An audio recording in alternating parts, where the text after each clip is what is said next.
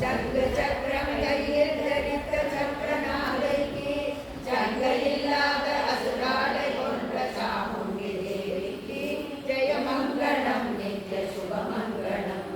துஷ்ட அசுராடை ஜெயித்த துர்கா தேவிக்கு சித்தர்களான தேவரை காத்த ரத்தாம்பாளுக்கு இஷ்ட தெய்வமாம் எங்களை ரட்சிக்கும் தேவஸ்வரூபிக்கு கஷ்டம் நீக்கி கருணை பொழியும் காமாட்சி தேவிக்கு ஜெயமங்களம் நித்ய சுபமங்களம்.